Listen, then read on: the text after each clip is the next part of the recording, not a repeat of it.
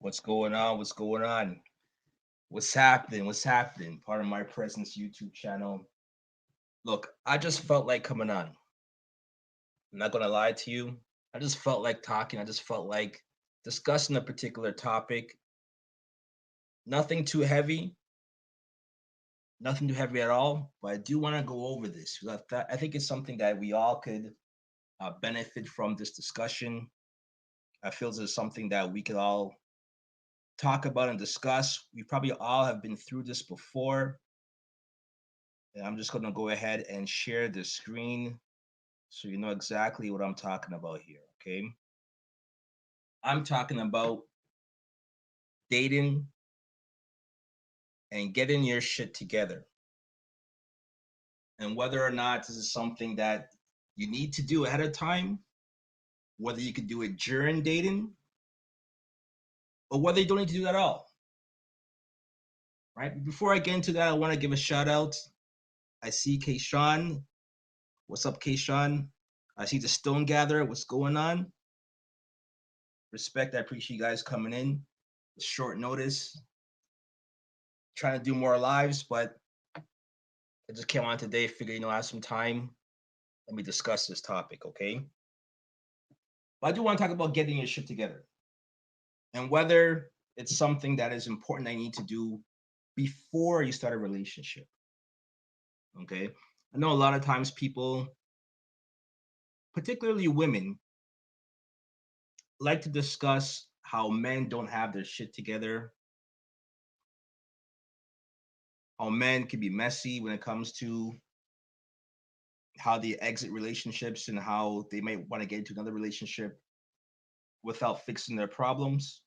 And men discuss that same situation as well too with women and how they can be messy. A lot of times there's an overlap, and how a lot of times before a woman even gets to another relationship, or sorry, before a woman even leaves her relationship, she's already messed around with the next boyfriend that's coming down the line. And we often don't find out, if you're the boyfriend or the ex, we often don't find out until later on that she's been messing around with that guy even while you guys were together. But one of the things that I think strikes a point of discussion, because there's a lot of people who are or who have left relationships, they've been single for quite some time, maybe haven't done all the work to heal from a previous relationship. Maybe they haven't gotten to where they need to be in order to be the best suitor for the next potential partner. But at the same time, they do need some entertainment. They do need to fill sometimes voids, right? There's situations where you end up in a relationship, it doesn't work out. You lose friends from that relationship. You lose potential, situations where you can't even go out with the same people anymore.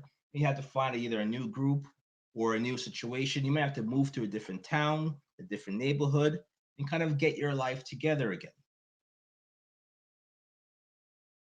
And one of the things that I think that people don't really discuss is whether or not you need to do the work first. And how many people are actually doing the work first? I don't think too many do. I don't think too many do at all. And maybe it's because it's not a requirement. Maybe it's because it's a lot easier to shield people from your past issues that you had in previous relationships, whether you were able to recover completely, whether you're able to regroup. The next unsuspected person doesn't know. They don't know your triggers, they don't know your flaws. You can put on the best face possible. Like how some people say, when you meet someone for the first time, you're seeing the representative. You don't really see them for who they really are. So it's very easy to shield your flaws from the new unsuspecting person. So there's really no incentive to do the work unless you're doing it for yourself. unless you're doing it for yourself. Once again, respect to K-Sean, respect to Stone Gatherer. I appreciate you guys rocking with me.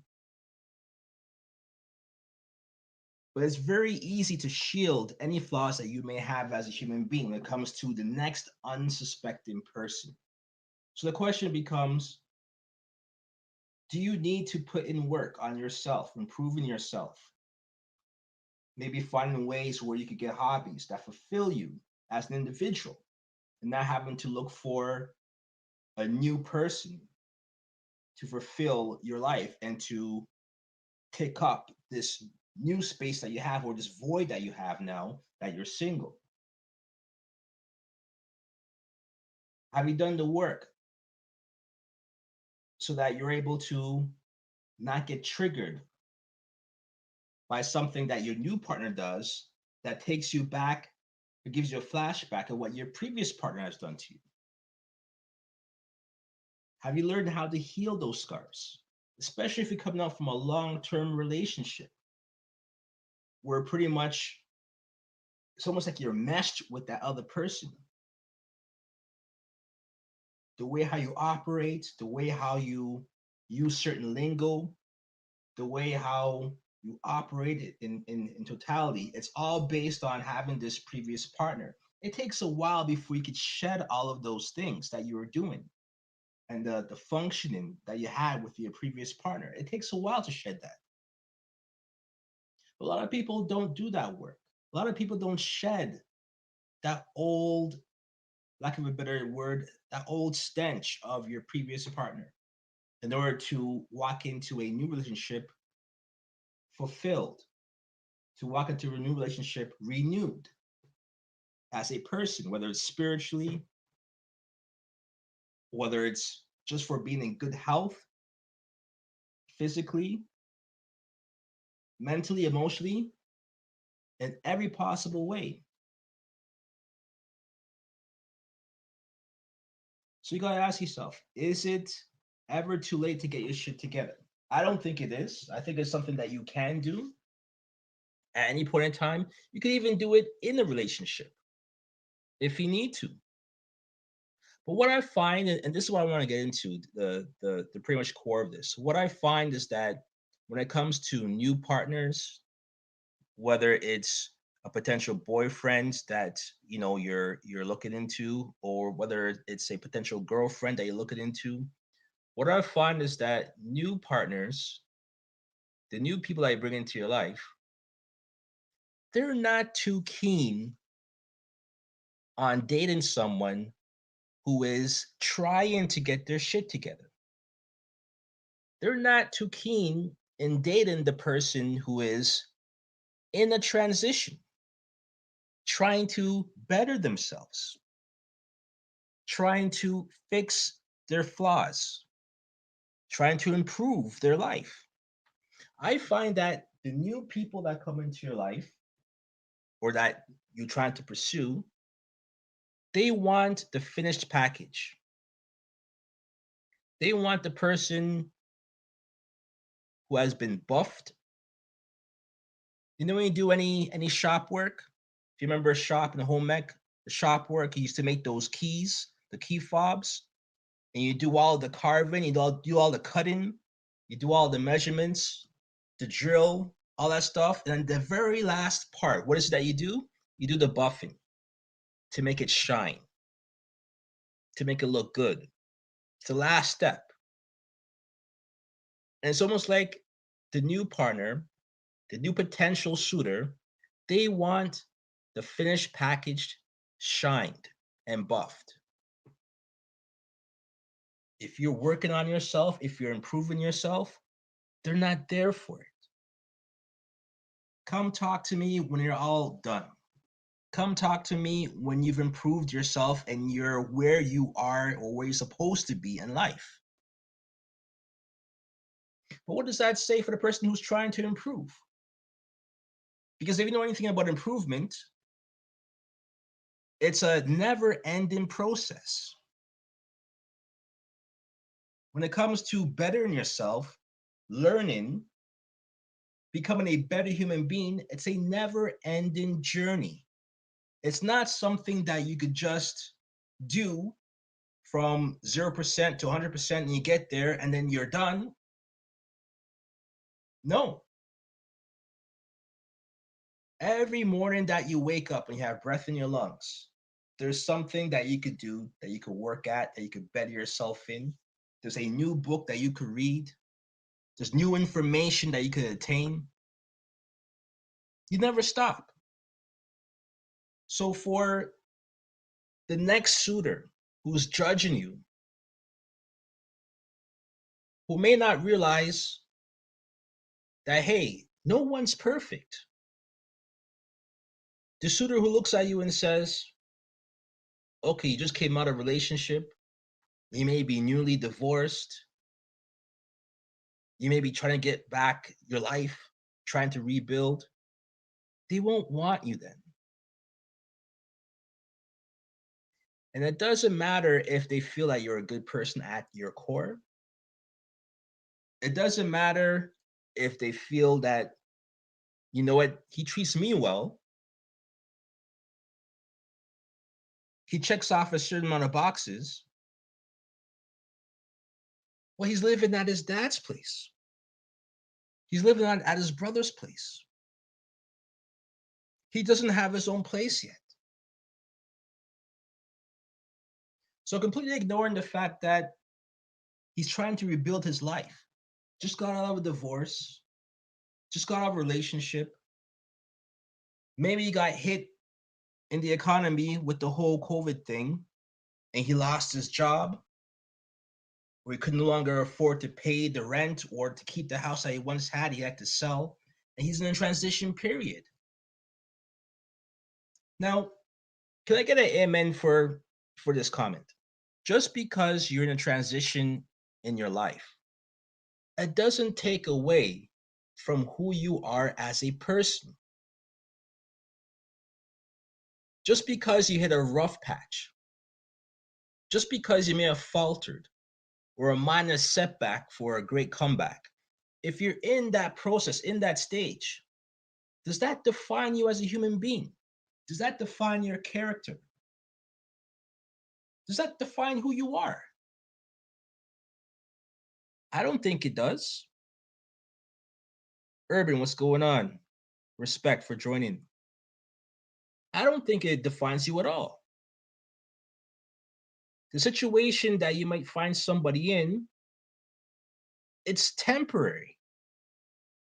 It's not permanent. It's temporary. And if your potential suitor or potential partner is summing up all of your, let me rephrase that. If your potential suitor is looking at you and summing up who you are to your circumstances, understand that that's a short-sighted way of thinking. Because no one is their sum of their circumstances. Wherever someone is today is a snapshot from where they are today.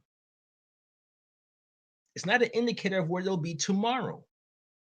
And if this is someone who's supposed to be a potential partner, then everybody knows relationship is not today.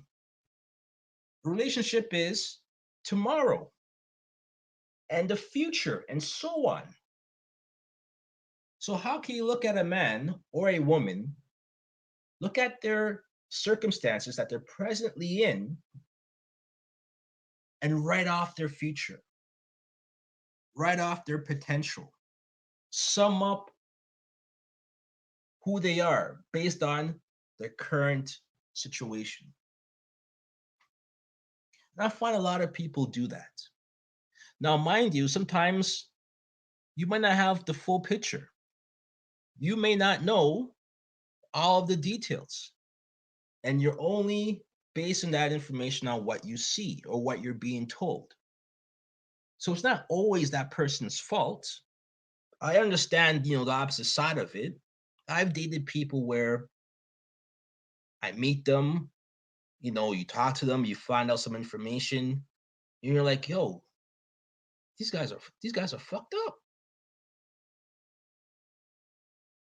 right? You find out that they're having problems with their baby daddy, or they have a few kids. They're living with their parents. You might say, you know what, this might not be the ideal thing, and you decide they don't want to date them. You write them off. So we all do that, right? We all judge here and there. But I don't think it would be right for me to say, just because this is how I met this person, that's who they are. Get to know them. It doesn't cost you anything to have a conversation with someone and find out what they're about. Find out their circumstances, right?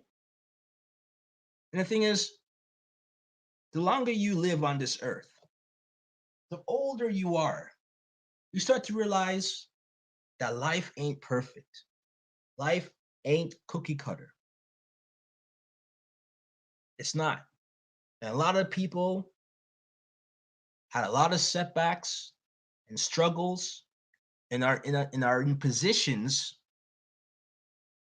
that may not be the ideal positions. But they have to do that to make it work temporarily. They have to do what they have to do. And you should never write those people off, because those people could be the next so and so. Those people could be the next new person that you aspire to be, or that other people will aspire to be.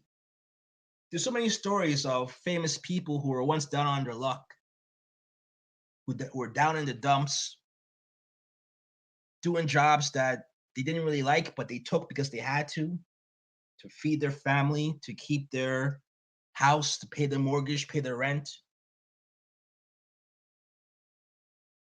But then 2 or 3 years later, they write a book, and that book takes off, becomes a bestseller. Now everybody's reading that book, from people in their 50s to their 20s to 8 years old. Isn't that what's that lady's name? Is it J.K. Rowling's in the Harry Potter books? Wasn't she down and out? And then off that book, she blew up. And now she's famous. Now she's successful. Now she's someone that has a lot of money. But what if a man saw her down in her dumps at that worst stage in her life and wrote her off? Because instead of talking to her, finding out what she's about, seeing her work ethic, understanding that her circumstances is not who she is, that person recognized those things and are able to discern, hey, this person might be just down in the dumps, they have some bad luck, but they're cool people.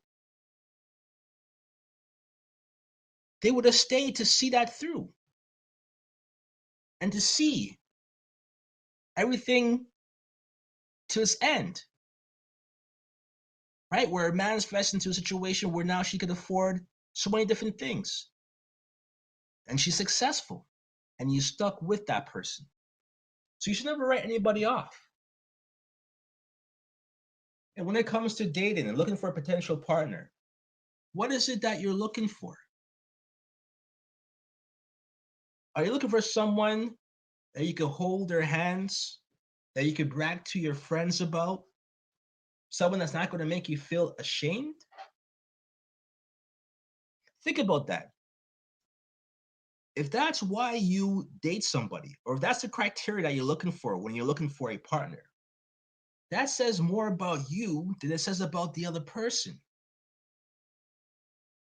If you just want someone to make you look good, if you would feel ashamed if you felt that person wasn't quote unquote presentable. Never once did you think to say, you know what, this person makes me laugh. Great personality. This person takes care of me. This person is considerate of my needs. Right? And the thing is, if you're meeting this potential person, understand that if you're meeting them and you're talking to them, that you're single too. Did you ever think this to tell yourself, if you were such a great person, if you were this high and mighty person that you're judging somebody else, why aren't you taken off the market? Why are you not taken? Why are you out here still dating as well? So who are you to judge somebody else based on what you're seeing as a snapshot of their circumstances? But how many people look at it that way? How many people see it that way and view it from all angles? Not many do, right? So I don't think it's ever too late to get your shit together. And I personally don't think that you should wait until you get your shit together to date, because you'll never know what blessings you're blocking if you close yourself off and you put your head down and you're in your books, or you're doing whatever you have to do to get yourself out of a situation that you find yourself in that you're not content with. Because I guarantee you, along the way to whatever road to success you place in front of you, along the way, you're going to find a lot of people who are rooting for you. You're going to find a lot of people who support you, who want to see you win, who understand your goals. But you'll never know about those people if you close yourself off. If you feel that you're not good enough to open yourself up to people who want to be in your life.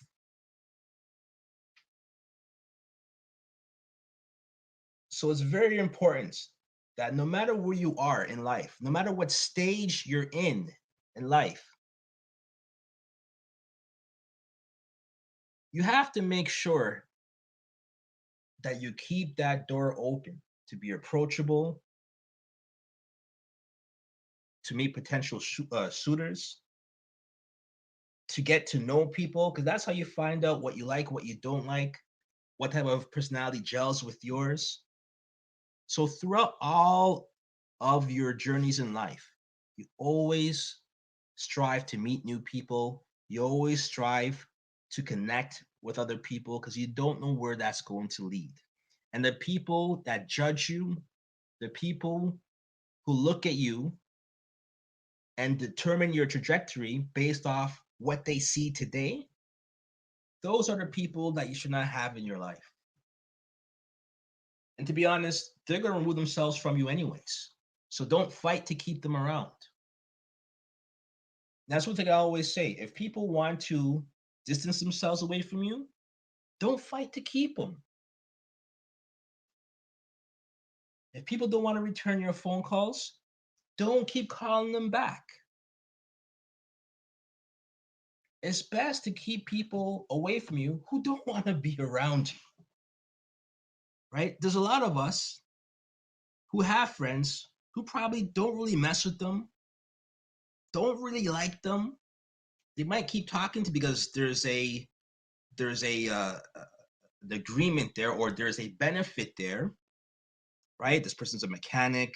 This person, is a bouncer at a club. So you keep that connection so you can, get the perks. But you don't really like them like that.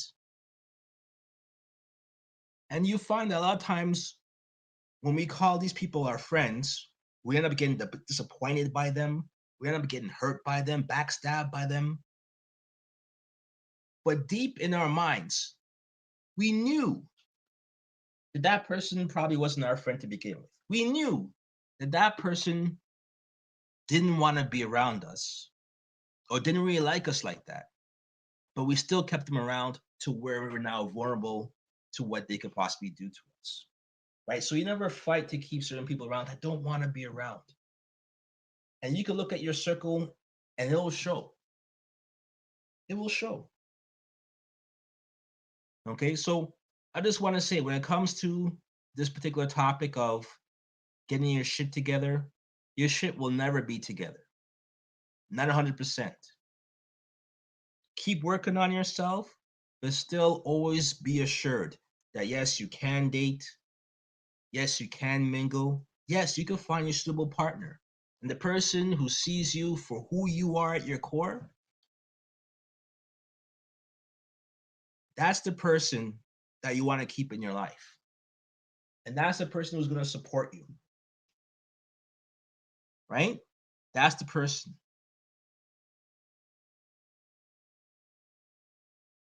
That's right. Work on your soul work. That's right, Keyshawn. Those lower vibrational people will distance themselves. Exactly. Right? They do the work for you. Just don't hold on to them. The people who's on your corner, they'll shed themselves from you. Let them. You don't got to do the work. They'll do it for you. Money Boy Trey, what's going on? So always keep that in mind. Okay. Now, I want to talk about something else too. And I'm going to open up the phone lines as well, too, because I do phone lines, not phone lines, but I'm going to open up the panels. I do want to hear from everybody else's opinion on these things. But I do want to talk about one more thing. Okay, one more thing. Just bear with me. Because this thing I wanna bring up is kind of connected. It's kind of connected.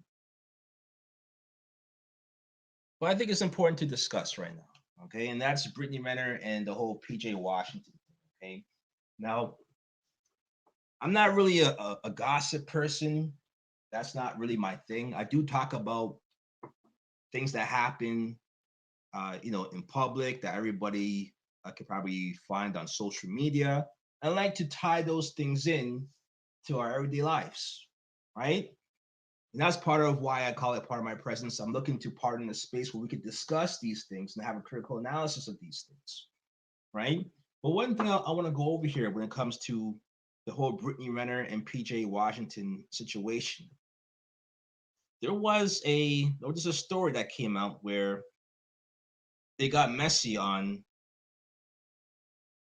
Twitter, and things were said that probably shouldn't have been said.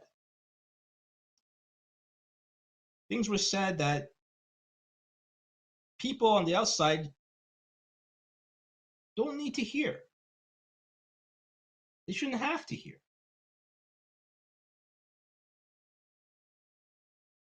And this has to do with this screen right here.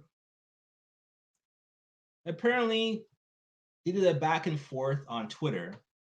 And we all know that Brittany Renner has been shading PJ Washington on social media for quite some time now. She has, if people don't know, I'll give you a backstory quickly. They once dated at some point seriously. She had a kid for PJ Washington. Apparently, they weren't married, but she had a kid for PJ Washington. And then apparently, PJ Washington, I guess, felt that the situation or the relationship was a lot more serious than she felt it was. And she kind of bailed on him and left and made it like a public thing that she was leaving.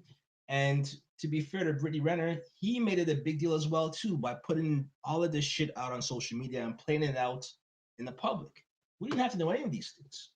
But this is the thing when it comes to people who are messy. They will put their business out there. And it's not just people who are famous, it's people that we know that are our Facebook friends, that we have on WhatsApp. We hear the bullshit. What happened with their man, what happened with their girl, and they'll put it out there. They'll put subliminals, they put all the sub memes, shitting on their ex, trying to get back with their ex.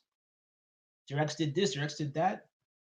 We hear it all the time. So it's not just famous people, we hear it all the time. But one of the things that came out recently was the fact that Brittany Renner put out this tweet about I have 127 screenshots and 30 videos. What you want to do. Now, to me, I'll get personal. Okay, I'm not gonna reveal too much, but I'll get personal here. One of my biggest fears is this particular message where a woman says to me, I have all your shit on my phone.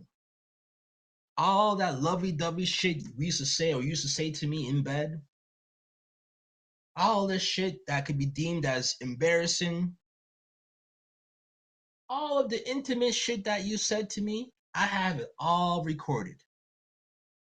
I have all the pictures you sent me, all the videos you sent me. What do you want to do? Where do you really want to go with this? That's one of my biggest fears.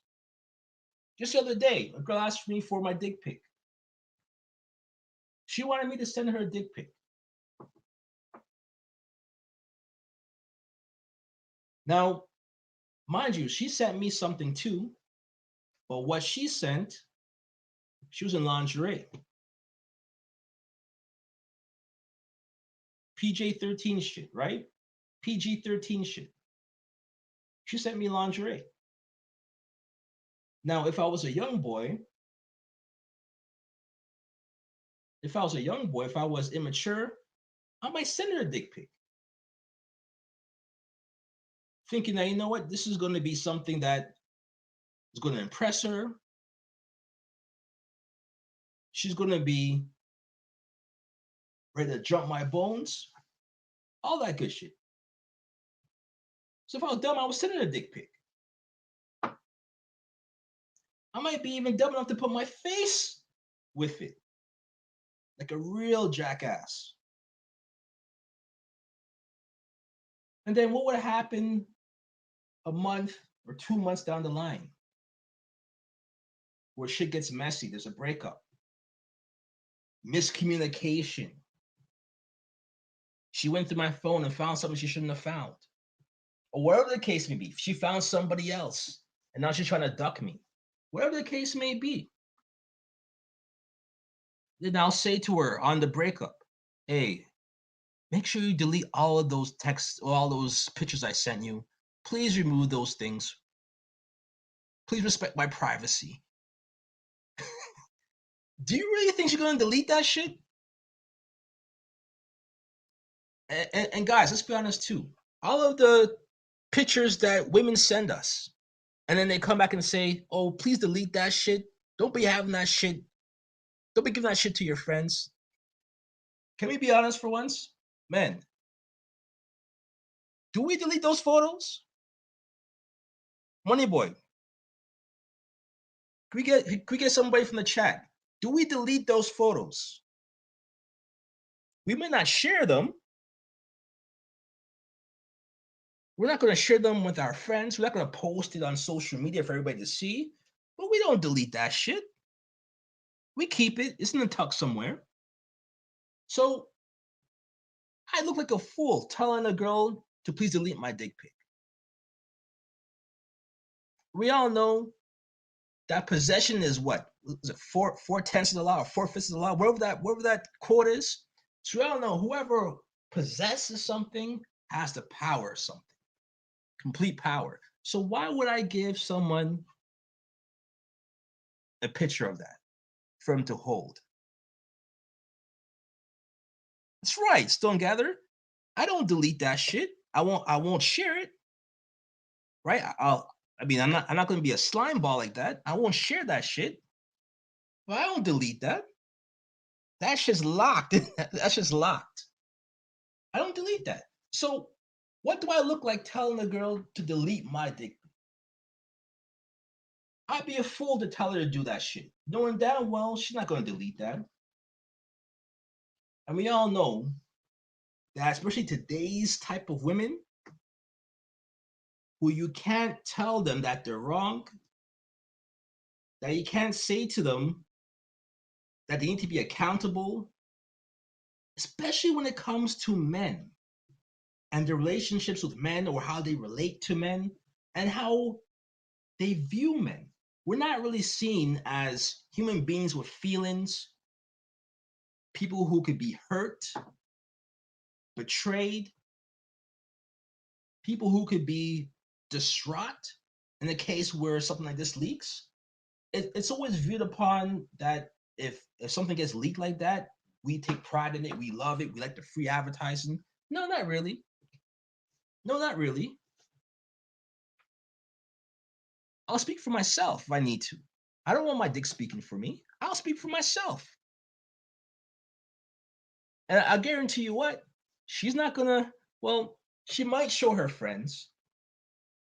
And some of those friends might be calling me afterwards because of that particular referral. But usually girls, they don't really show those things to the friend that they feel might like me. They know who to send it to. They know which girls in the group chat to send that shit to. They don't send it to the girl that might hook up with me afterwards. But this is why when that girl asked me, this is a grown-ass woman asking me for this shit too. This is just over the weekend or last week, asking me for a dick pic. I didn't give her. And guess what? As of this weekend, so this was maybe around Wednesday. As of this weekend, we don't talk anymore. As of this weekend, we've had the fallout. So imagine if I sent that dick pic to her on Wednesday. 3 or 4 days later, we have a fallout. What do you think would happen if I said, hey, by the way, can you delete that shit, please? I look like a real jackass. A real jackass. So this is why, guys, don't send any pictures like that to women. Be careful, even if it's a long-term relationship, be careful of the things that you're sending. And think about it this way. If this is your girl, you have steady access to her. You probably get to see her multiple times a week. So what is the need for you to send these things to her? Because all she's doing is taking that shit and archiving that shit.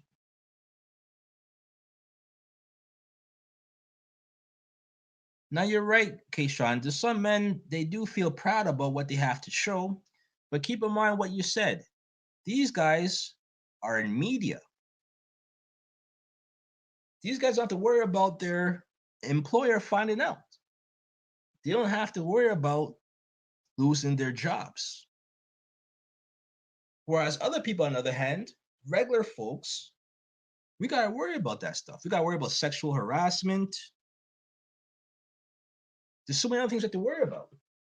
So we got to be more careful. Safari could open up his, he had, what you call it? An OnlyFans. I can't do that shit. If my shit gets leaked, I can't create an OnlyFans off of the hype. I'm proud of my shit too, don't get me wrong. I'm very proud of my shit. But I'm not in a position where I could capitalize off of something like this. Those guys are. Those guys can. So it works in their favor. Where a person that has a 9 to 5, a person that, is not about gaining exposure like that, this could be devastating to us. So to see something like this, and this woman talking about 127 screenshots and 30 videos, what do you want to do? This is a threat like no other. And all he can say is, once again, stop the cap. That's all he can say. Who holds all the cards in the situation? In the situation, who is the person who has the power? Again, we don't know what PJ Washington sent to her, but we do know how Brittany Renner gets down. We know how she gets down. She could be overselling this. We don't know, but we do know that she will probably use this to her advantage because that's how she rolls. It's all about her. Even though she was crying a few days ago about her situation, how she's moving with her parents, she is going to use this to her benefit any which way possible. So you gotta be very careful, fellas. Women are gonna flatter you. Women are gonna butter you up. They're gonna make you feel like you're the king of the world. You can believe that shit if you want to. You can take it all in as flattery. But if they already feel that way, there's no need to send the pic. So I'm telling you, do not send dick pics. If you want to send a picture of your face, like a headshot, what they have in, on a LinkedIn page, you in a suit or some shit like that, go ahead, send that shit. Let her play with that. If you want to send her a video of you working out at a gym, shit, send that shit. Don't send any nudes. Don't do anything that's going to incriminate you. Because I'm telling you, all they're doing is archiving, waiting for the day when they're going to use that information against you. Mad Militant, what's going on? So I'm going to open up the panel. So I'm going to get your take on this, right? We could discuss the whole Brittany Renner and PJ Washington thing and how messy this could get. And we could also talk about what I said previously in the broadcast, which is, should you date, or rather, should you get your shit together before you start dating? And what possible challenges have you come across dating while coming out of a relationship, whether it's a long-term relationship, coming out of divorce, where you might not be in the most ideal situation, or you're not in the position that you know you could be in, but you have to start from scratch again because of that relationship coming to an end? What challenges have you faced when dealing with the opposite sex and trying to date?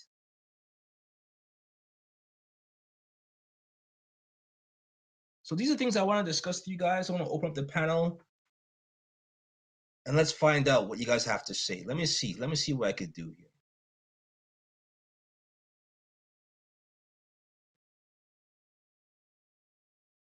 Let me see.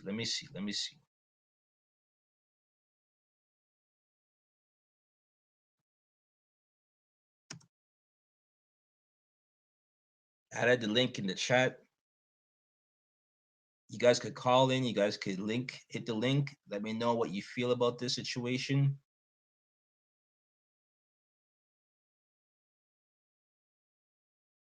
Let me see what's going on here. I didn't even show any comments. My bad. Let me take a look here.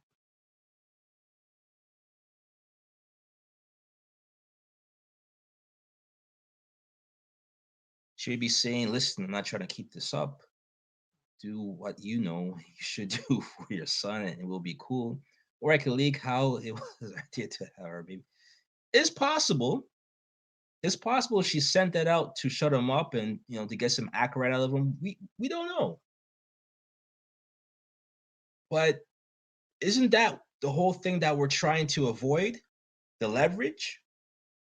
Because what does him being the responsible father and playing it cool, what does that have to do with 127 screenshots and 30 videos?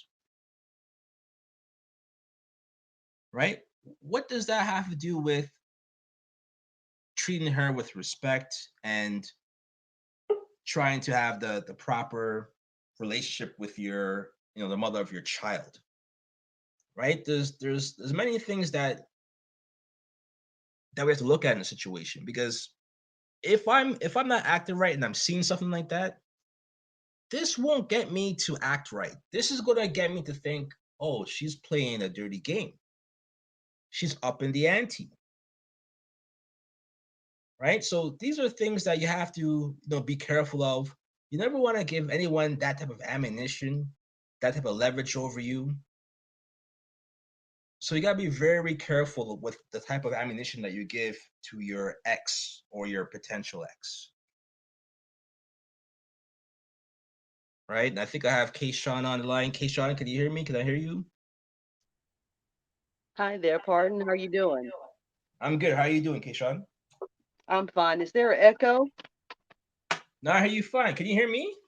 I can. I just hear an echo, and if you're good with it, I'm great. Yeah, I'm good. Give me 1 second. I didn't even have my shit plugged in. Give me 1 second. Thank you. Can you hear me well now? Yes. Okay, perfect, perfect. So, how do you feel about the situation? What do you want to discuss? You want to talk about what you said? You want to talk about something else? Both. I've actually been following up on what you were discussing earlier. No, correction. I'm actually experiencing the whole dating and getting prepared and not using that as an excuse Mhm. to keep your head in the sand. So I definitely have experiences and also a breakthrough that just happened within the last maybe 3.5, 3 weeks or so. So we definitely want to get into that. And also with Brittany, because I think that, again, the duality that I've shared with you all, both the masculine and feminine, I get it.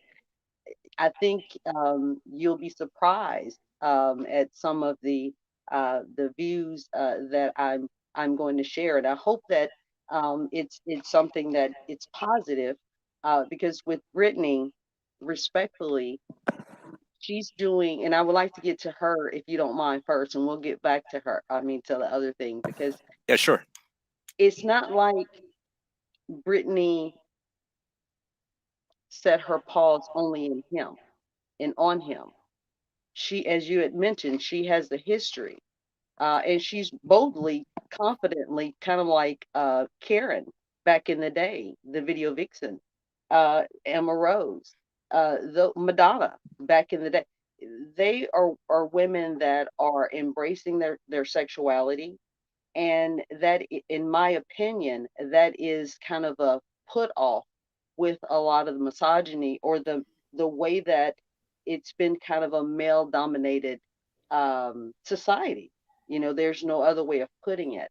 Not saying that I agree or disagree with her behavior. I'm simply saying that is something that about 80% of men have done since the beginning of time.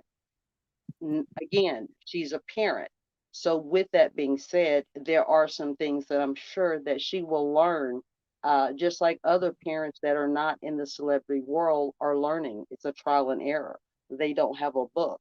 I'm not excusing, I repeat, not excusing um, some of the video, some of the podcasts or interviews that she said about what she's done on a sexual behavior or whatever. Mhm. However, it is her choice, her unalienable right to express her sensuality, her sexuality, and to say really what men have been doing to women really since the beginning of time.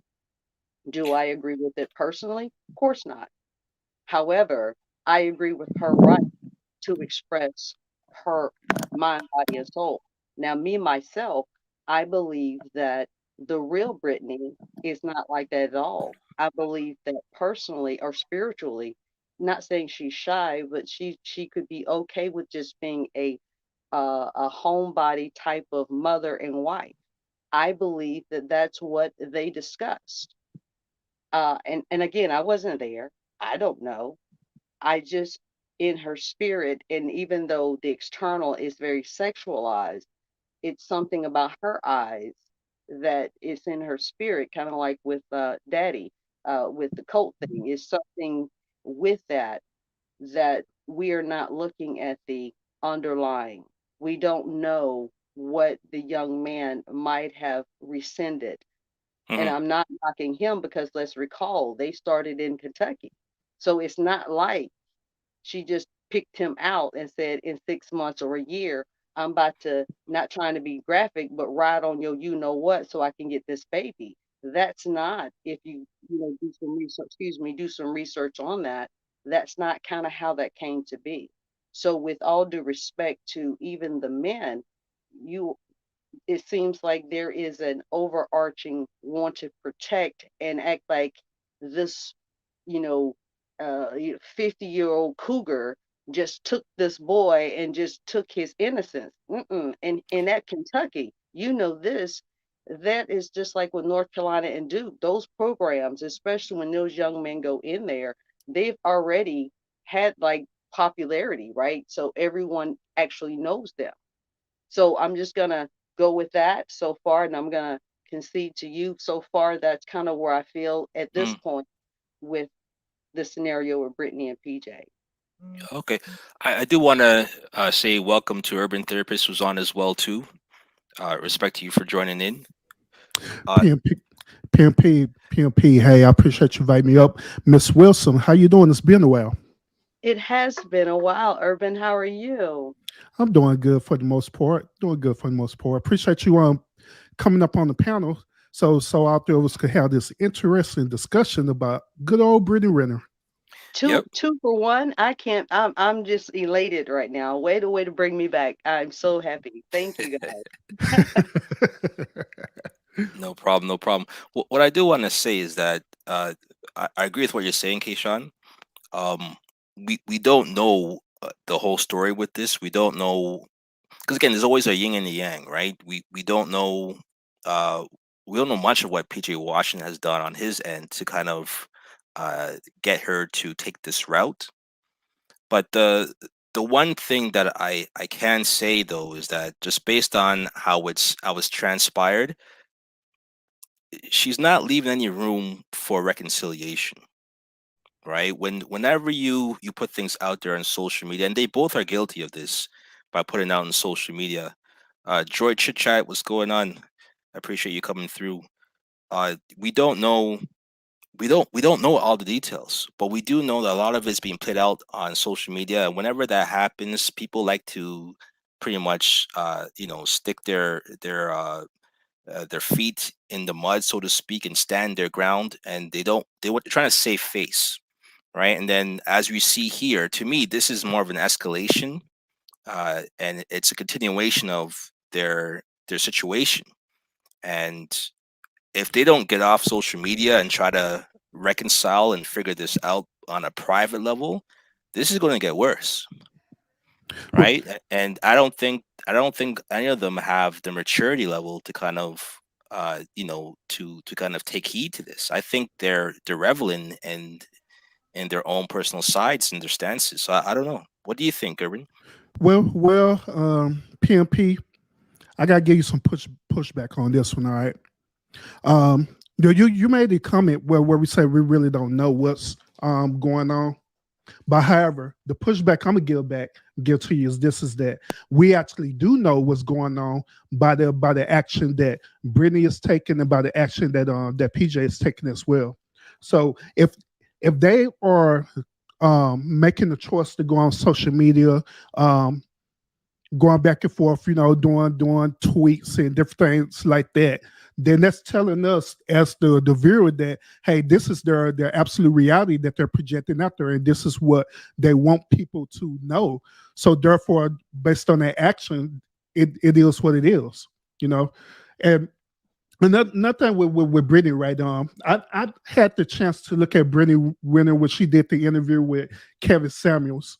Um, and what I got out of that was that Brittany, she was pretty much trying to revamp her image because she been going through her whole entire life having this sexualized image of herself. So she decided to use Kevin Samuels' platform to revamp her image. She even went on Kevin Samuels' platform saying that she do look forward to getting married and everything. She's looking for that. She's Yeah, she looking said that. Yeah, she said that. She's looking to be married and everything. Now, me personally, looking from the outside in, if you're looking to be married and all these different other things that you throwing out there to Kevin Samuels, then why you didn't marry your baby daddy?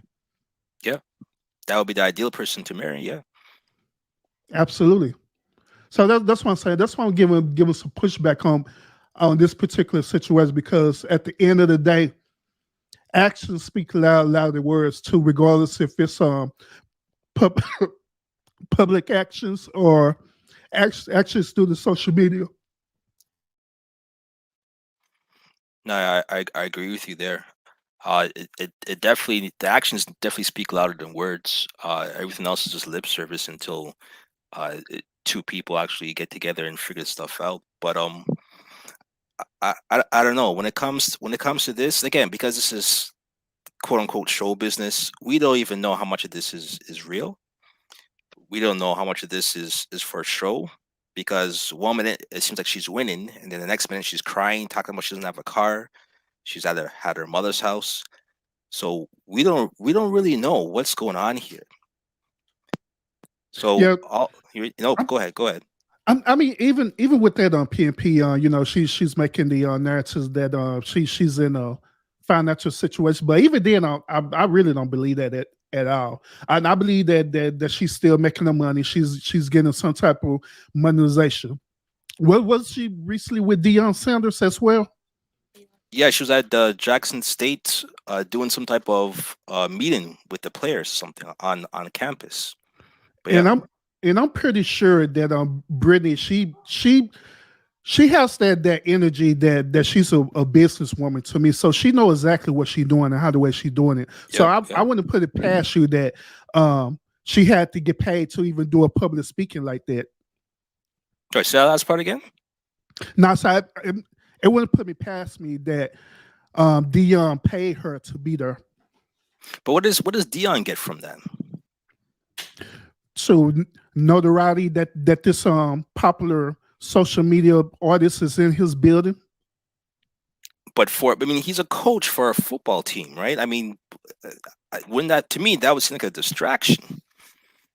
Yeah. You know what I mean? But I mean, apparently she played soccer, so I mean, if she was brought in there to talk about her experiences as an athlete, and maybe drum up some type of support or Yeah, exposure for a women's soccer team, then I would understand that would be a good play. But I don't know if that's what this is about.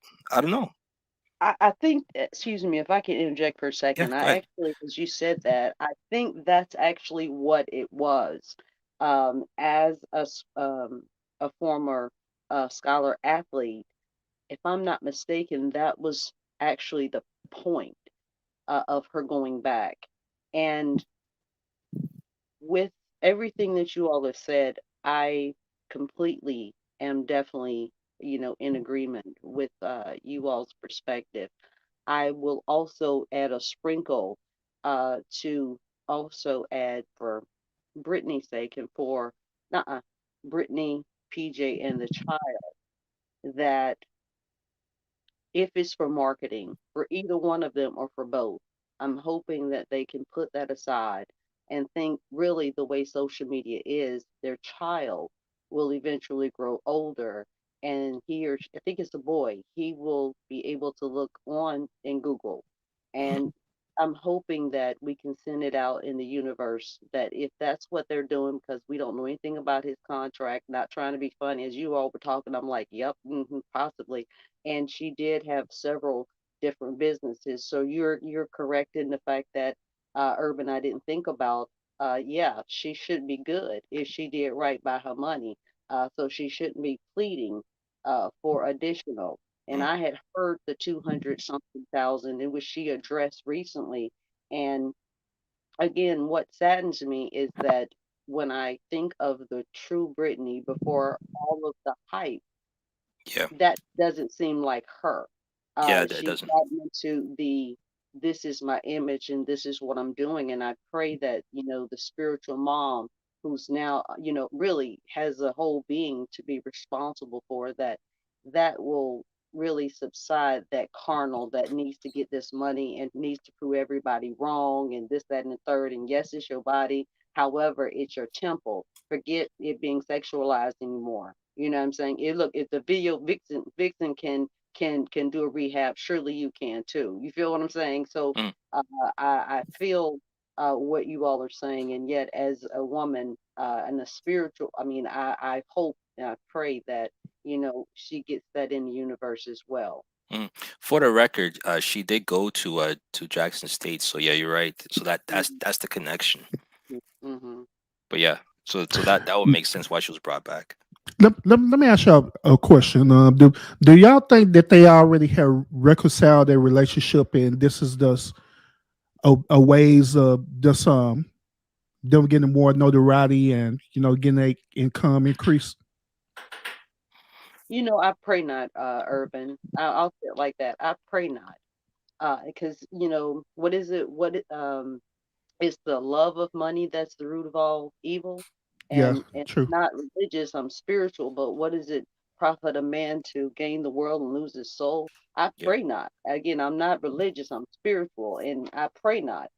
Because when I look at this young lady, I think about different things that and what could have happened if her father was more present in her life.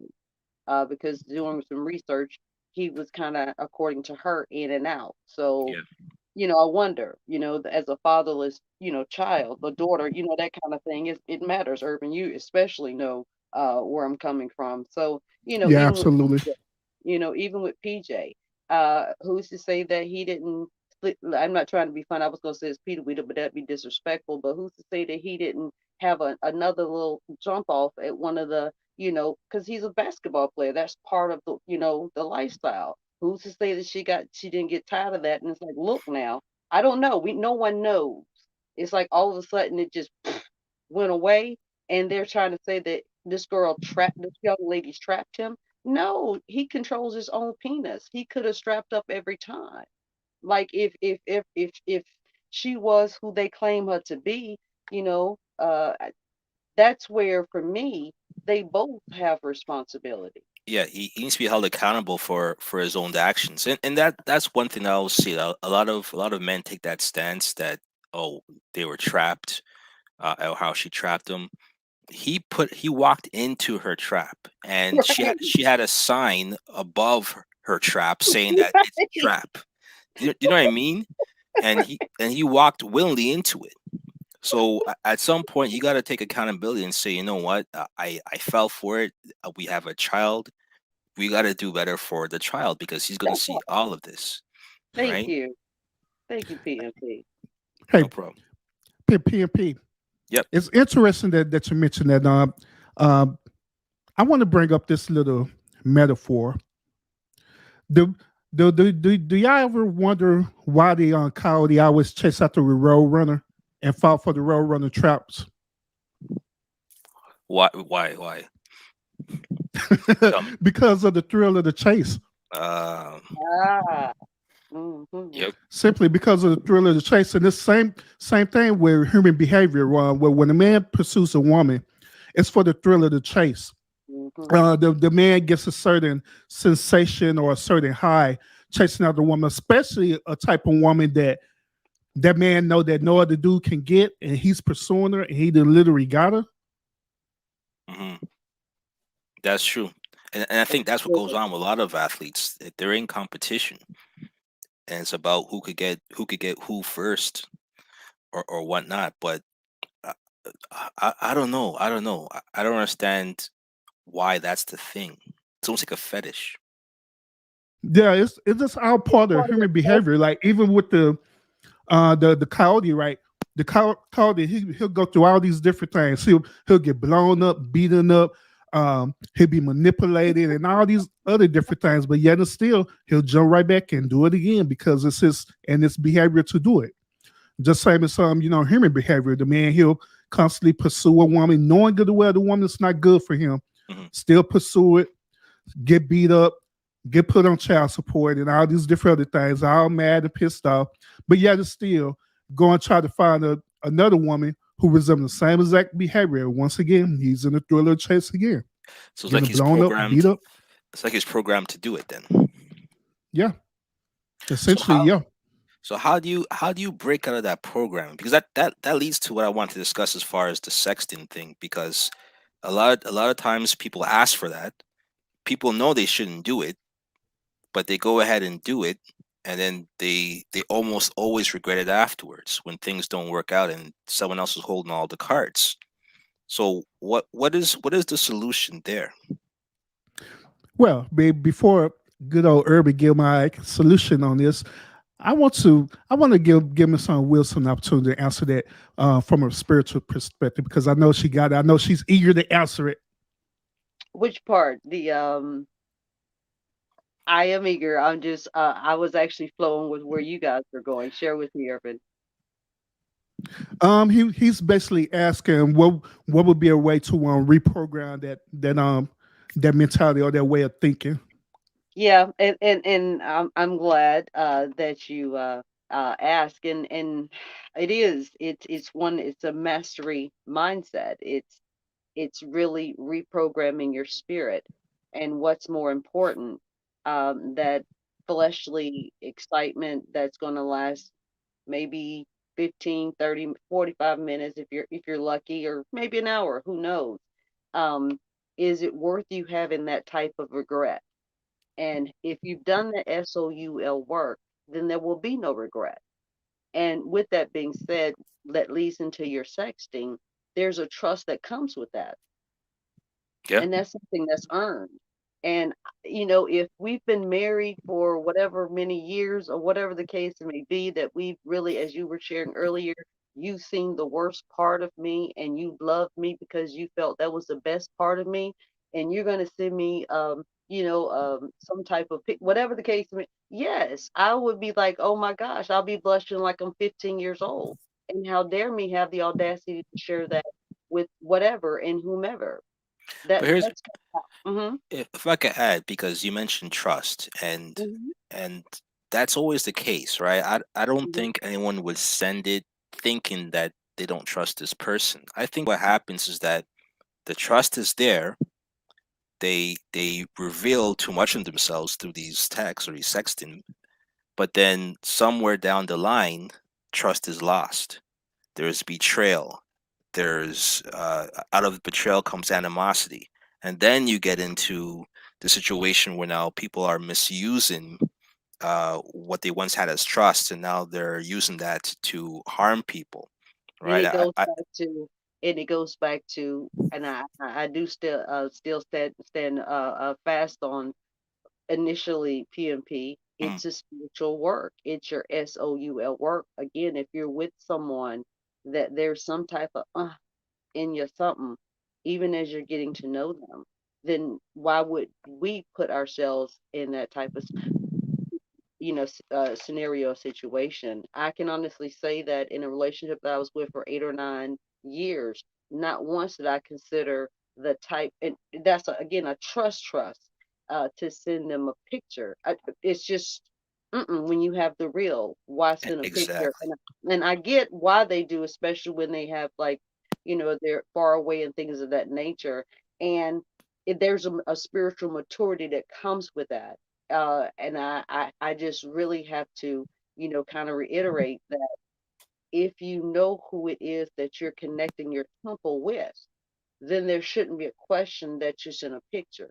If there's a doubt of who they are from really a spiritual connection, because this is where you were talking about earlier about prejudging.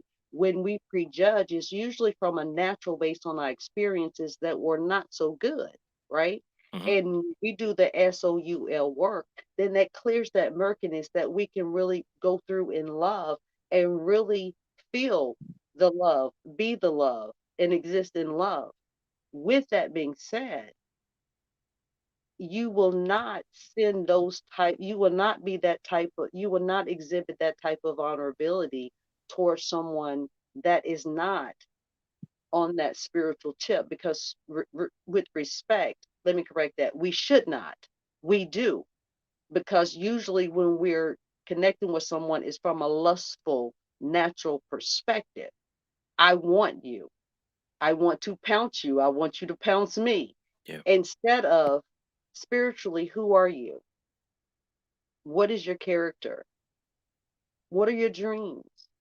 How do you want to save the world? We all have different purposes to save the world. Instead of us having those kind of discussions, is not trying to be funny. You got big titties, or you got a big ass. Like, that's kind of how. And then we like, oh, your muscles is nice, or Yeah, you, that's how it starts. Yeah. you see what I'm saying? And it's more of a lustful, like, oh, I can just imagine what you can do for me, that kind of thing, as opposed to, again, what are your passions, what are your dreams, who are you, you know, what makes you sad, what makes you happy, that type of SOUL work, that is what we are missing with the interconnectedness that we have to have in order to heal. when we do that, then even with sexting, it's cute with the right connection, the right, honestly, spiritual, that there's a trust there, that even if listen, I can tell you right now, I have pictures of who knows for years ago. I hadn't even thought about doing no craziness like that, even though they screwed me over. Like, that's totally not even a thought for me until we're kind of having these conversations. I'm not saying everyone should be like that. That's not what I'm saying. What I am saying is with the SOUL work, I understand I have no copyright with that. Everybody can do it. We just got to put in that work. So I know it's possible. And that's why I'm able to kind of have these conversations with you all. It's just we gotta be vulnerable within ourselves spiritually, and with the flaws and all, and so that then once we're able to do that, then that murkiness will subside and we connect with some people. Because let's keep it real, PMP, that's kind of cute if you with somebody that you've been flowing with on a spiritual level or whatever the case may be, and that you friends, spiritual friends, and then there's other things too. They out there, doing, making some money, trying to build for y'all, send a little pic. That's cute. You shouldn't have to feel that because you did that later on down the line, something may happen, because respectfully for me, if I'm feeling that way about you, I don't need to be with you. Hmm. And it should be kind of that, from a spiritual level with discernment. That's if we go forward with that simplicity, if you will, then we won't have these responses that are really carnal.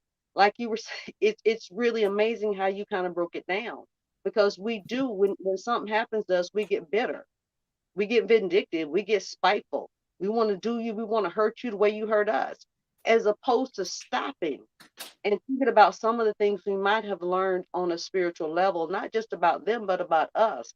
And looking at it as not taking an L for a loss, but L for a lesson that we can take and move forward. Does that make sense? It Is does. it It does. Go ahead. Go ahead. is it possible for us to consider leverage as well? Well, I was going to get into that because I me personally, I think the request for those is a play for power, because they know if they ask for those pictures and it's being sent, then that shows that that person is willing to acquiesce and give up their privacy to somebody else. It's to me, it's like a play for power. Yeah, yeah, that. And also, how the way I see it is that initially, when you're in a relationship with someone, you don't have the ill intent to do harm to that person that you care about. And the reason why I mentioned about leverage is because it's part of our primordial instinct is for us to protect one another. You'll protect, the person that you care about. You'll protect your children, and so therefore you'll have these certain things known as leverages to try to want to protect them. Which hence the reason why the things come out with the dick pic and the texting and the sexing and stuff like that. Because the original, as y'all both said, that it's cute, it's something that you do, it is what it is. But at the same time, hey, if anything were to happen, then I have this certain leverage to protect myself, just in case if this other person decide to come against me and do certain things that will be harmful to me or harmful to my image. And I have to agree, and that's why I think I put that in the chat, or I might have spoken on it. I believe that's what that the screenshot, excuse me, that you mentioned. It was that. It's like, you told me that you want to marry me. You told me you want to have a child with me. You told me you want to have a family with me, and then maybe you renege. And I think it was more of those types of messages and those types of screenshots, because the way that the young man is presenting her, like she's a gold digger. I felt when I saw the first thing, you all a few months ago, I was just thinking of Kanye. I ain't saying she's a gold digger, but that just kept coming in my head because of how he was Yo, that is presenting my her. favorite song. I like that song. I'm a Kanye fan. I like that song. Pre-Kardashian. No, I'm just kidding. But I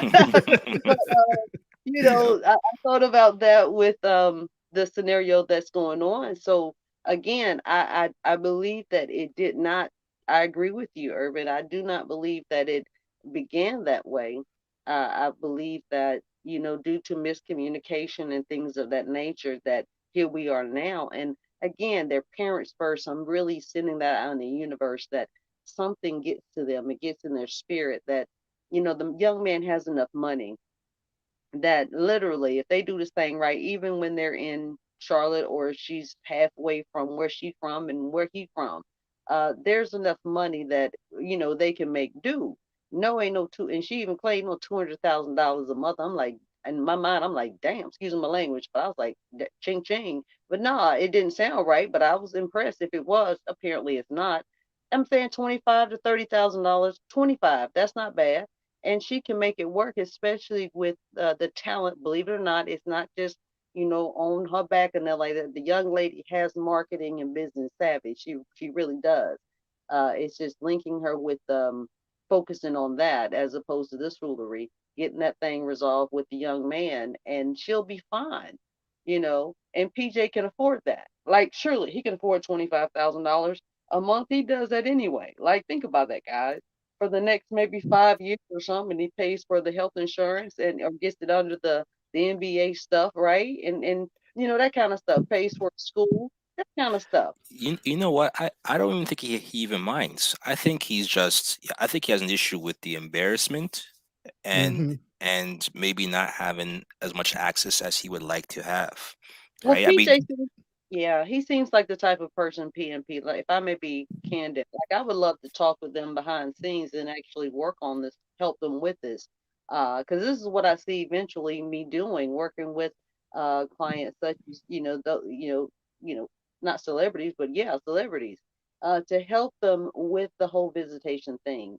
yep. He seems like a brother that Yeah. he gets it instant, and there's no consistency, and maybe she's trying to break consistency, and he's there's a frustration, they're missing each other, you understand what I'm saying? And if they can just find a neutral partner really to resolve that type of conflict, and just say, hey, because you're practicing and you always on the go, this, that, and third, we can look at these schedules and see what's good for you, and you can come on in and blah blah blah, get yourself a nanny, get them her a nanny, that both the nannies get together, and so everything's on the same page. That kind of stuff. If they had someone like that to think outside the box for them, and maybe I'm just corny and cheesy, but I'm an in-home therapist. I can't help it. You got to think outside the box when you think of solution-focused strategies, right? This Hmm. Absolutely. right. This is one that can help them, because I agree with you. I don't think it's about the money. He's embarrassed because I don't think that he predicted her coming back out when he tried to do his thing, based on the fact that when she's had other scenarios with other celebrities, you really didn't hear her talk and say nothing when you think about it. And she could have, apparently, with all the people, the young men, the celebrities that she was with. Mm-mm. You heard about it after the fact. Yeah, Miss Wilson. This is the pushback that modern day men have, though. It's two different pushbacks. The first one you just mentioned, where um, he wants to be that father. He wants to be active in his child life, but yeah, you have the baby mama who's um, doing all these loopholes to try to prevent it.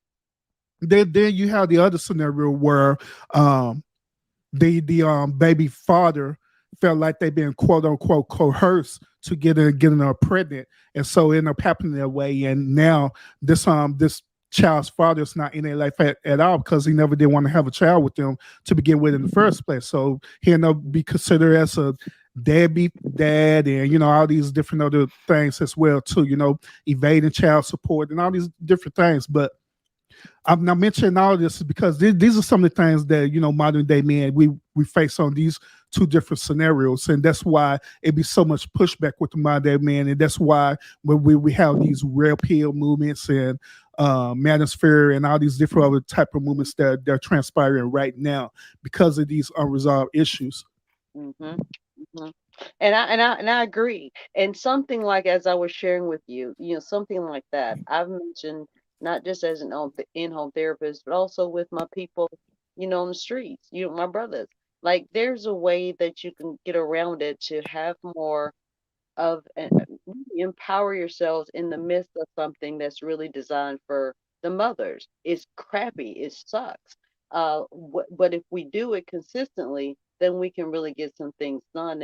And this is no exception with them. It's obvious that communication right now, getting a third party in there for the child's sake can get them on, an even keel. Get someone in there to model and things of that nature so they can get that structure and discipline on both homes, right? And Hmm. with that said, everyone will do well, especially the child. And I believe, again, Urban, again, I'm corny. I believe that with that young lady's behavior, and I'm not knocking her, I'm saying everyone has a choice, but with the different people that she was with, she chose to have one with him.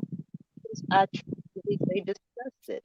And with that Yeah. being said, I truly believe that she was trying to not turn a hoe into a housewife, that kind of thing, but kinda.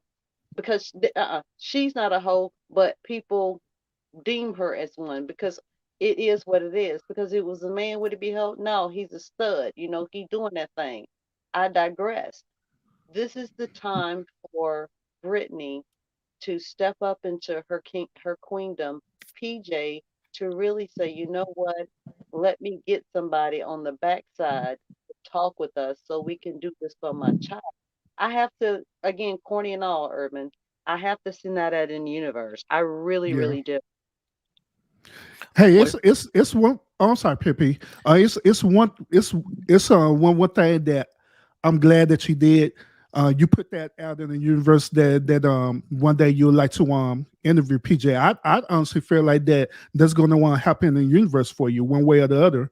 Maybe the publicist will reach out to you or however way it will happen. I believe that is very possible.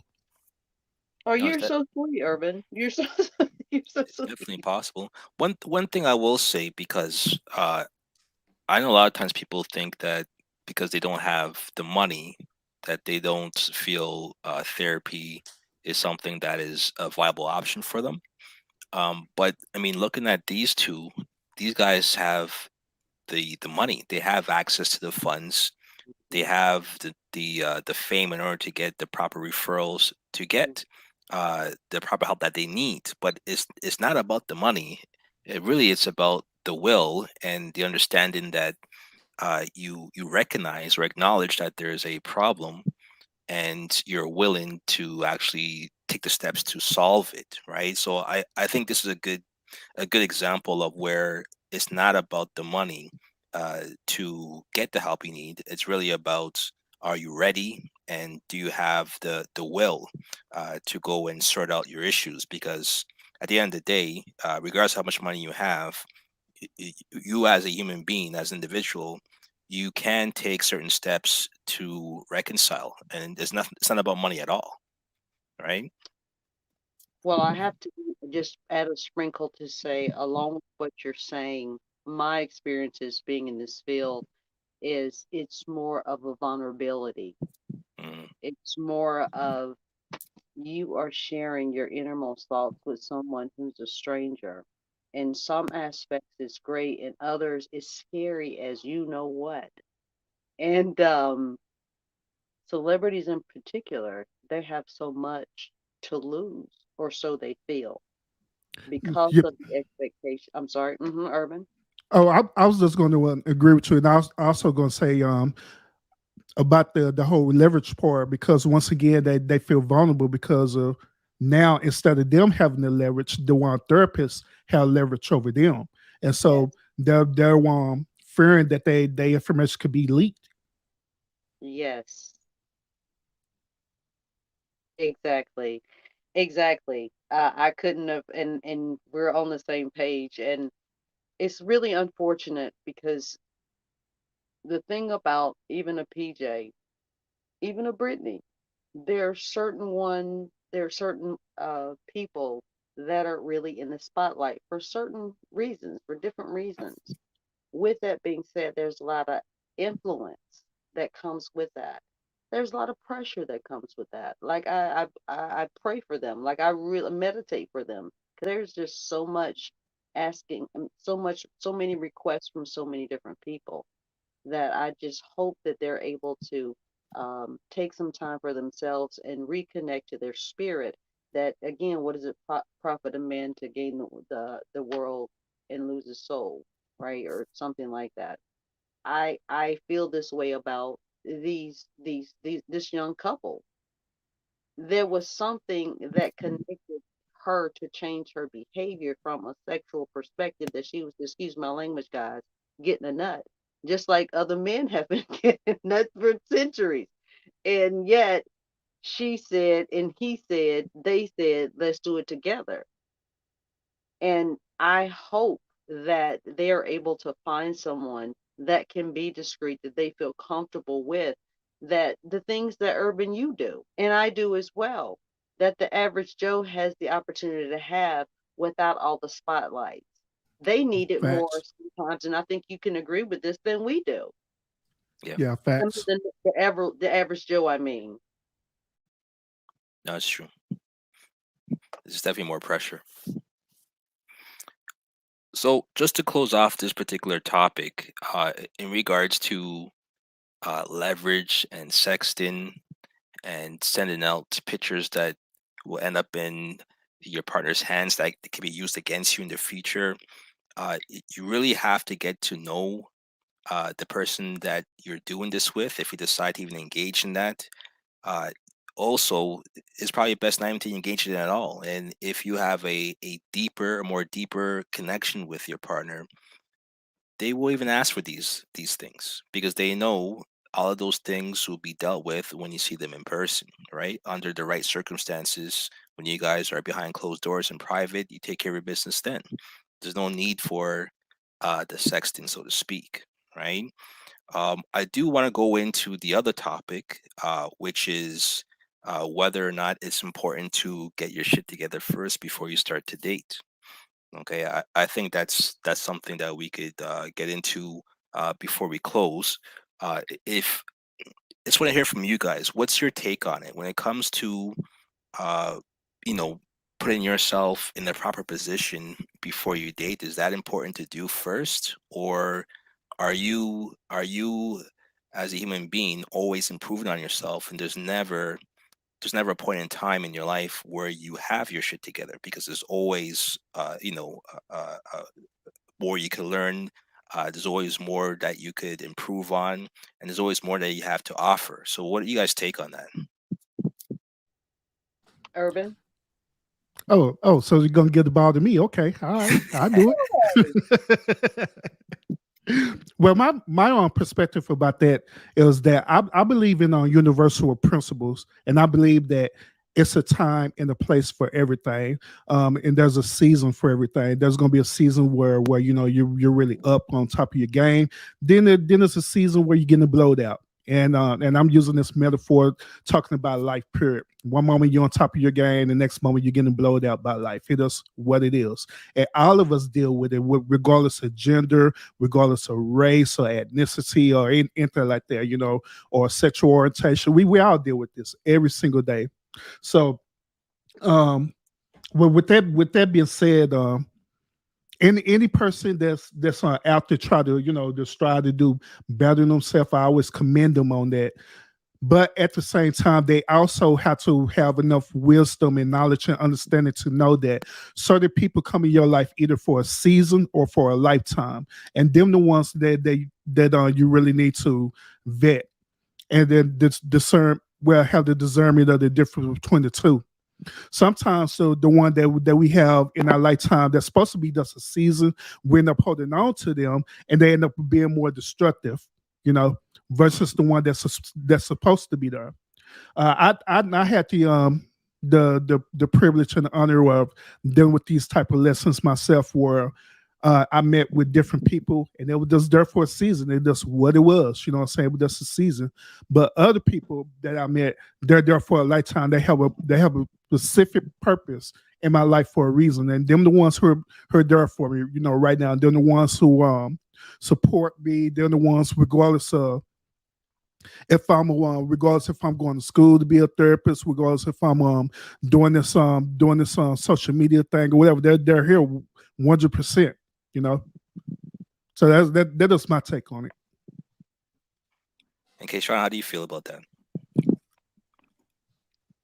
You know, you all, I have been single for several years, based on just how my last relationship ended, and I needed to do SOUL work. Like it shook me to the core. You said it before, SOUL. What does that stand for people who may not know? Sure, soul work, just soul work, soul work. It's really discovering who you are from a spiritual perspective. I describe it to a lot of my participants as like a banana. You have to peel that banana to find out who you are, what inspires you, what makes your heart sing. And there are some things that you're not going to like about what you discover about yourself that you thought you were okay with. That's okay Hmm. because you're perfectly perfect. With that being said, you can rebuild who you were designed to be from the beginning. If it had not been for certain circumstances that were cardinal, that makes you feel some kind of way about yourself. Outside of greatness, there's no other way to feel. And I share with them as I'm talking to you, I'm talking to myself with my legal situations going on.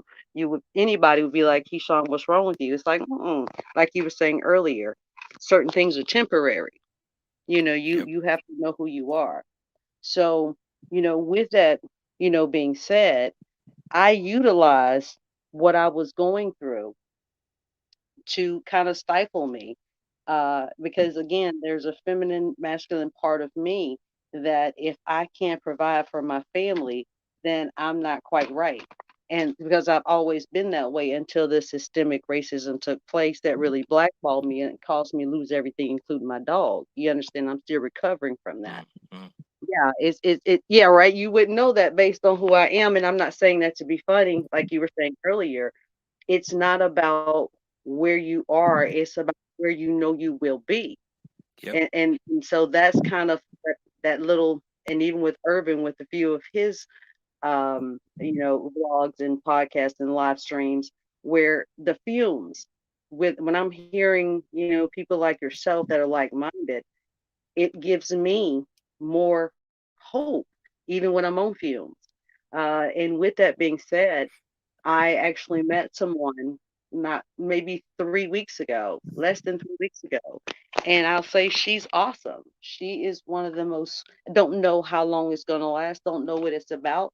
I'm not too concerned about that. All I know is after so many years, like years, it's really awesome to meet someone to not look at what I don't have, but who I am. Hmm. And that's priceless. That's priceless. So you just what you were saying, if I had kept my head in the sand, then I wouldn't be blessed in the short amount of time that I have been. Now again, don't know how long it's gonna last. Neither one of us do. I know that I've gained a friendship, and as Urban was saying earlier about a season, who knows? In the meantime, between time, I'm healing her, she's healing me, we're healing each other, and whatever else happens is cherry on top. That's Here's good to something I hear. want to here's something I want to add to that too. Um, the people that I was saying earlier that you need to vet with, um, the one in particular are those are the ones who will put you down. Them the ones they'll say, oh, you're just not this or you're not that because you're at a current space where you're at right now. You know what I'm saying? Um, they're like say them type of people you got to want to watch out for because they never have your best interests at my you know what I'm saying at our period.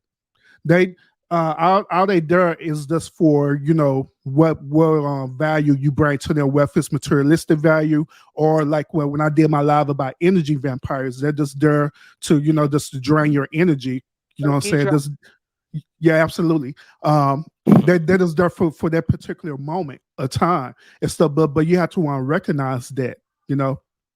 And another thing too is that that people they got to realize that at the end of the day, we are human. We are going to have our moments where we make mistakes. We are going to have our moments where we make certain decisions that we regret. But to sit up there and to downplay people like that or to discourage them and to throw them down and stuff like that, it puts sometimes it puts us in a space of work, as you saying, being have your head buried in the sand because do you get into a mental space thinking that you're not worthy of what's to come to you or any type of blessings or opportunity to come for you. But as long as you have your head in the sand, you're gonna miss it.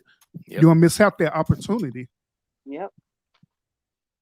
No, I think that's important to say because yeah, like I said, it can be used to shame people to get them to think that they're not worthy, and it could be used in a situation where you might not even want to even share that information. And a person who is purposely blocking off themselves from others or from the world, you're not going to find the proper connections that you're meant to have, and you're blocking your blessings. So Hmm. it's important to remove the shame from it. It's important that people understand that uh, it's okay. The journey is never ending, and And it's go ahead. PMP, can I chime in for a second? Because Yeah, go ahead. I'm gonna be even more like, because it's you guys, and I feel like y'all are like my brothers. You know what I'm saying? With this last experience, it was really even deeper for me because I did not realize when even through my doing this journey with the whole blackballing and whatnot, because I was so honest with, the men and women that came in my life, and they were like, "Well, we'll just, we know." They had faith in me. It's like, "I got you, da da da." I'm like, "I hear you." However, it's too soon. You know what I'm saying? Based on my experience, because that's the first time it had happened where I'd given financial, um, giving up financial whatever to my partner of all guys, girls, whatever. I never did that. With this one I did, and it kind of blew up in my face. So yeah, it was very scary. It was very scary for me. And saying with this transition in the journey, I had worked on a lot of, healing from that and this, that, and the third. I really did not know until I met this last person that I had been actually even using that as an excuse to even not even try, even though the other ones were wanting me to try. And so for me, it went even more from a spiritual perspective that I have to be vulnerable. If I truly, like, for me, it was about 80% that I thought I was. Nah, retrospect, it might have been a good 60 based on the fact that now I've met someone just like, the other ones. Instead, she is very receptive, very encouraging, very supportive. And she's also, without telling all her business, this is her, this is an interesting experience for her too. No one expects anything to happen like you were saying. If I had based certain things on my past, I wouldn't have even been able to receive the blessing of the reciprocity that I've already received from her in a short amount of time. Yep. So again, it's one of those I want to, again, just continue to be transparent with where your podcast is or your blog is sharing. It's even deeper for me that, yeah, and it's confirmation also as you're sharing that, yeah, I needed to have faith. And for me, it was no prejudging. It was I am who I am, and for her, it's great. It's appreciated. It's valued. Does that make sense? No, it does. It does. Absolutely. So let me ask a question. What stage uh, do you have to get to in order to be the most vulnerable, in order to share that experience or to share yourself completely? I can't speak for everyone, but for me, it was what what is one of my biggest fears? What is the biggest fear? What will hinder me from completely agape loving? If I can love a stranger with that agape, why can I not love someone who I hopefully will share my temple with, will share my inner thoughts with, my inner dreams, that type of thing, and also be goofy with and trip around with. Because it does take it takes a For level of trust me, to get to that point, right? very much vulnerability. Now, for me, it's a sense of, regardless of my audience, it's me. I have to be okay with me regardless, because I'm going to be with me for the rest of our lives, right?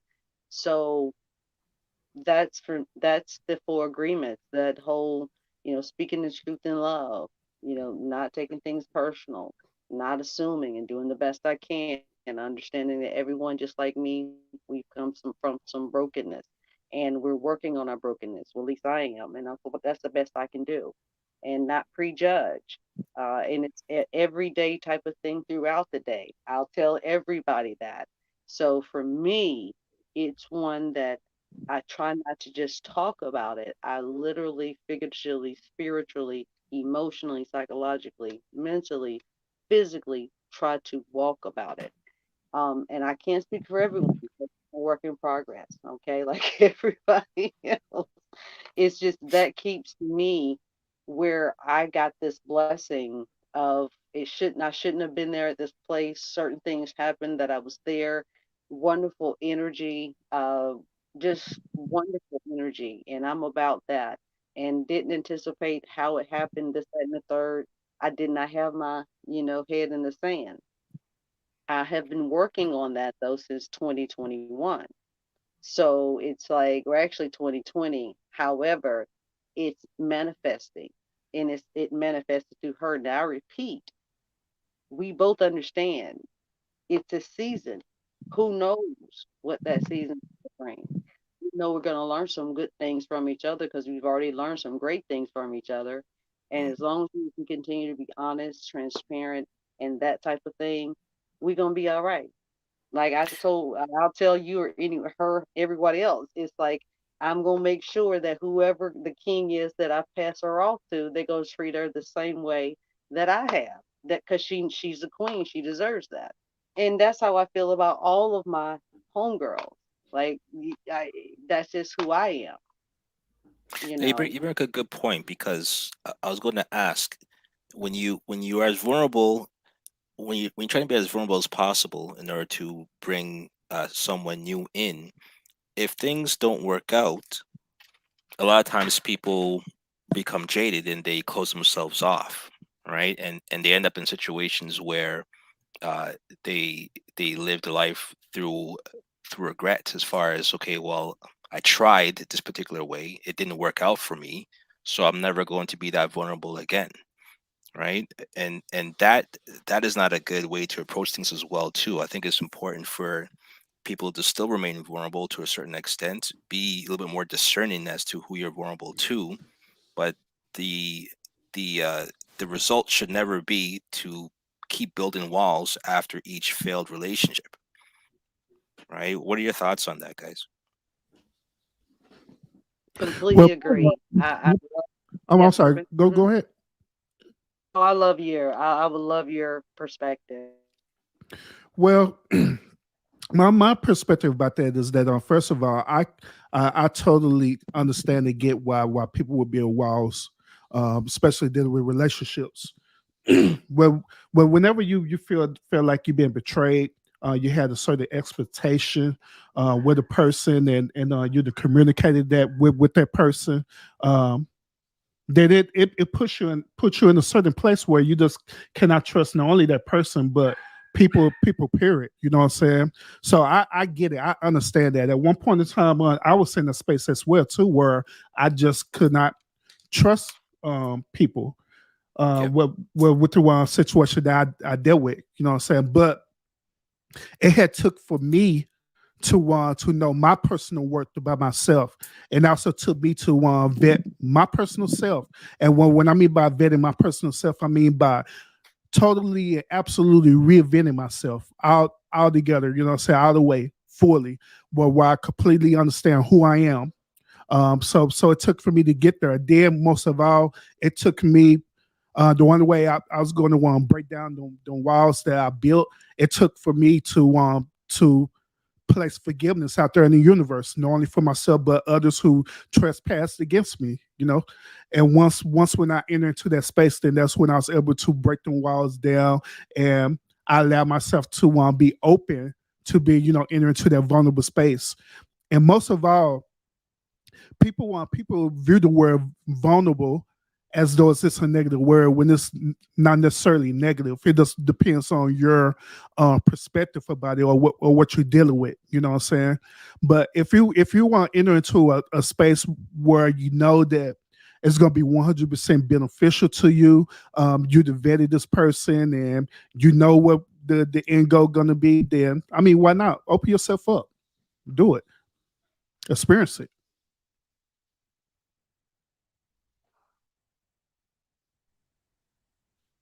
Kudos.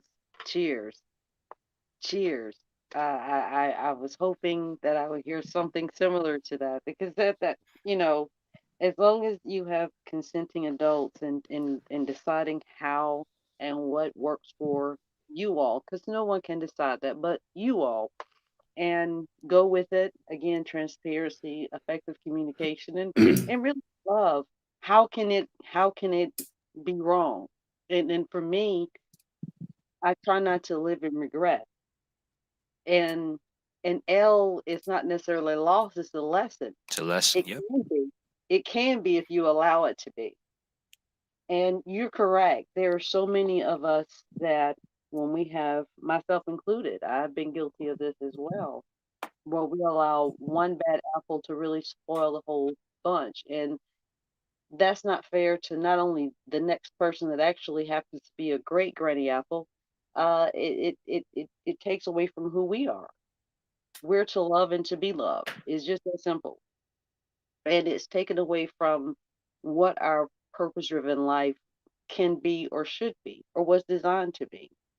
And so, what we have to do in the midst of our hurt and our confusion, our disappointment, our anger, and frustration and so forth and so on, about the disappointment, right, of the person that we were connected with, instead of holding on to all of that anger and all of those not so good things, what we can do again is about mastery mindset. It's about mind over matter, cognitive behavioral, right? Instead of all the not so good things, there are some memories that I'm sure certain people have or have had. We can put those in there. We call it reconstructive, uh, and I cognitive reconstruction, cognitive reconstruction, restructuring. What that means is basically putting some positive images in there and memories to kind of over override those not so good ones. We can do that if we take the time. It's just, Yep. you all, it seems like we're so comfortable with that negative stuff, that lower vibrational type of energy, that we don't want to, get to that next level. That's what I see. That's Mhm. what I feel in my spirit. Now, if anything, I would question you guys. How do we work on that so the Britneys and the PJs don't, ain't trying to be funny, work on a lower vibration, they can get to that, because they're just an example. That's a good point and a good question. Me personally, I'm realizing, especially when you're on stuff like social media, YouTube, or anything that has algorithms, it's very important not to fall into that rabbit hole where you're bombarded by stuff like Brittany Renner and stuff like whoever else is trending for BS. Right? It's very easy to open up uh, IG or anything else of that matter, and end up in situations where all you see is negativity, right? So me personally, you try to limit what you view, you limit what you like, as far as clicking on the hearts, the thumbs up, stuff like that, and also who you follow, because that all falls into your timeline. So you wanna expose yourself to more positive messages, more positive pages and subject matter, because what's Mm. gonna happen, and I've tried this based on having two different profiles, is when you look at what you uh what you put into practice and what you Where'd you go? actually are bringing in and exposing yourself to, you find that you get more of it. It comes back to you tenfold based on the algorithm, right? And then, of course, that's going to just establish what you already want in your psyche. And then what's going to happen at that point is that it's a message that keeps coming back to you, like positive affirmation.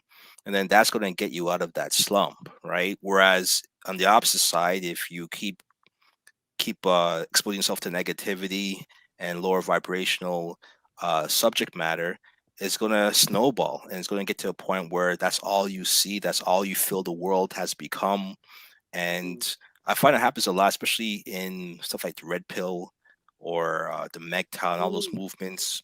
The more they mhm, watch those things, the deeper they get into that algorithm, and they can't see other perspectives. They can't imagine a world where men and women are not like that or don't experience those things. So therefore, they no longer feel it's attainable, and they get stuck in that rut. So I think it's important to expand what you're viewing online and getting a broader reach or a sense of what's out there. Check this out too. And I know I may get some pushback on this, but when I was going through my soul searcher, right, going through my whole spiritual soul searcher with myself, I was going through at first I was going through the whole process of does acquire a lot of positive things, aspirations, and different things like that. You know what I'm saying? I was doing all them things. But what ended up happening was that I came to realize that it didn't make me whole. It didn't make me complete. So mm, I had to go and seek out not only the positive things, but the negative things as well. And the mm, reason why I did that is because at the end of the day, all of us as human, we deal with positive things and we deal with negative things. And it'd be very naive for us to want to just focus on the positive things without recognizing that there are negative things out there. You know what I'm saying? So like for example, if I were to simple, if I were to pick up a rock and hit Miss Wilson with that, and then she say ouch and that really hurt her, how would I know that it affected her that way without me understanding that pain? But yet still I'm out here, focusing just on positive things, focus on just certain positive algorithms and stuff like that. That's my whole um nature, or that's my whole mm, mentality or whatever and stuff. So I came to the point that everything requires balance within the universe, positive and negative, yin and yang. Everything has balance and it has a purpose. You know what I'm saying? But I also do believe that if you give too much of anything, it won't be good. You know what I'm saying? Even with positive stuff, if you have even too much of positive stuff, it won't be good. If you have too right. much of negative stuff, it won't be good. But if you learn how to balance it out and also have the wisdom and knowledge to understand what it is, and that's what ultimately what's going to have you centered. No, That, I agree with that as well too. There needs to be a mhm, balance. That's true. I'm feeling it. And everything what you're saying is just it's feeding my soul. Also PMP, man. This is the kind of thing that we need to combat those other things that those other channels that you were mentioning, because this is where over here, just like with urban, it's a critical thinking. It's really analyzing kind of not just what we see, but what does that mean, what we seeing. Mhm. And that's what I get from both of you all's channels. And I'm just thankful to be a part of it. I mean that sincerely. Well, thank you. I appreciate that, and we definitely appreciate and welcome your insight as well too. You dropped a lot of gems, for sure. So I appreciate that. Man, with Miss Wilson, she dropped so many gems that we are rich up here. Yep, yep. I feel like that from you all. Again, you all give me certain just different perspectives that it just helps me to be able to really interconnect. And that's what it's about. Again, for me, I'm again whatever I know that that's what we're here for. Everyone has a divine purpose, and it's really to interconnect all that goodness so that we can break through for some greatness. So again, I appreciate you all allowing me to come on and learn from you all. You're welcome. Thank you as well for coming in and blessing us. Urban, Absolutely. do you have any last words that you want to say as well? Um, Well, not really. You know what I'm saying? Because I know this is PMP show. Other than and I appreciate you inviting me on, bro. Every time when we come on together, we be having some really good critical analysis Yep. conversations, and I appreciate that a whole lot. And I'm looking forward to collaborating with you even more in the future. Yeah, for sure. I appreciate that. Yeah, definitely there'll be more future lives, videos, and so on and so forth. So absolutely, no doubt. Keishan, do you want to add anything as last words? I again just appreciate the opportunity to learn from you all, and just share with everyone that listens to your particular channel along with Urban. It's important that we just look at different perspectives because we're all uniquely and wonderfully made. And in order for us to beat whatever's going on right now, we have to kind of open our horizons to do that. And again, just humble, just like with Urban's channel as well, humbled to have so much comfort that I can just be me and is received and really appreciated. So I appreciate that from you along with Urban. Perfect. Sounds good. Thank you Yep. so much. Salute. Salute to both of you guys for coming in and giving your input and dropping gems. I appreciate that.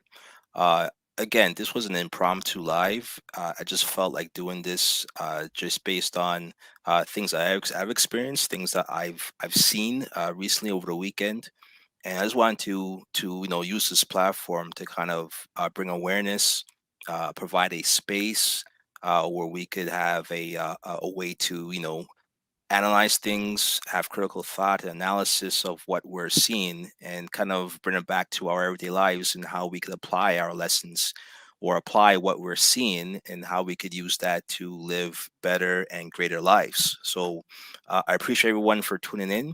I want to say thank you all to everybody. You could find me on this channel, part of my presence YouTube channel. Like, comment, subscribe. You can also catch me on Instagram at Pardon My Press. Press with two S's, how it's supposed to be spelled. Pardon my press. And until next time, again, when it comes to dating, it's never too late to get your shit together, and it's something that you can definitely date while getting your shit together, because getting your shit together is a never ending process. It is a lifetime journey, and it's something that you should always strive to do, which is to learn, to grow and build. And hopefully you have a partner who is down to ride with you, is down to join you on that journey.